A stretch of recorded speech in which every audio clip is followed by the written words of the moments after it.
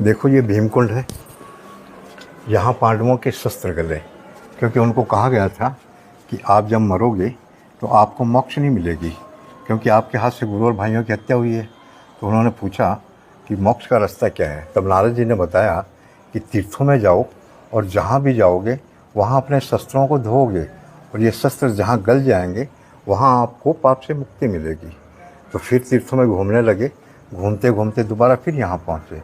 बाहर सूर्य कुंड में नहाए, वहाँ भी शस्त्रों को धोए, लेकिन वहाँ नहीं गले, पीछे इस कुंड में आ गए। इस कुंड में जब शस्त्रों को धोने लगे तो वो जल आने लगा, तो उन्होंने उन शस्त्रों को यहीं छोड़ दिया। वो शस्त्र गलने से इस गांव का नाम पड़ा लोहा ग्रल। लोहा जैसी कठोर धातु भी यहाँ गल गई। उसके बाद यहाँ भादुए में परिक्रमा लगती है 24 कोस की, तो लोग अपने घर से लोहा लाते हैं कि अगर पांडवों को हत्या जैसे दोष से मुक्ति मिली तो हमारे परिवार में किसी के हाथ से ऐसा कोई कार्य हो गया हो जिसके हम दोषी हैं, तो हमें भी मुक्ति मिले। ऐसा बोल के सदियों से लोग इस कुंड में लोहा डाल रहे हैं। लेकिन आज भी रहस्य है कि वो लोहा कहाँ जाता है, क्या हो रहा है, इसका अभी तक किसी को पता नहीं पड़ा, मिलता ही नहीं। तो ये पानी ब्लैक हो जाता है लोहा डालते डालते। लेकिन सावन भादुए में जब ये नदी आती है तो ये इस पानी को बाहर ले जाती है और वाइट कर देती है। लेकिन फिर वही कर्म चालू होता है, लोग लोहा डालते हैं, फिर ये ब्लैक हो जाता है। तो सदियों से ये चल रहा आ रहा है। वहाँ पे जो गुफा है आपकी, यहाँ पांडवों को 1 साल का अज्ञातवास था।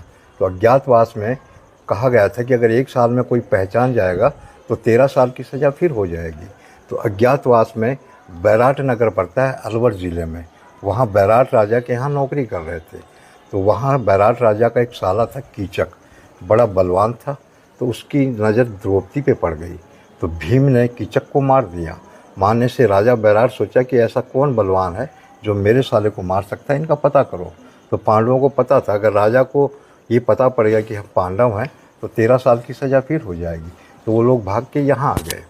यहाँ आए तो कुंड भी था, मंदिर भी था, लेकिन आगमन नहीं था, पब्लिक का इतना आगमन नहीं था। तो पांडव रात को घूमते थे पहाड़ों में और सुबह आके ये जो सामने गुफा बनी हुई है इसमें प्रवेश करते थे, अपना समय बिताए, चले गए। यहाँ पे छुपे थे अज्ञातवास में, यहाँ पे छुपे थे। तो ये भीम गुफा है, देखो यहाँ पे, ये देखो। चलो ऊपर चढ़ जाओ ना। बस ये इतना ही है, हाँ? इतना ही है।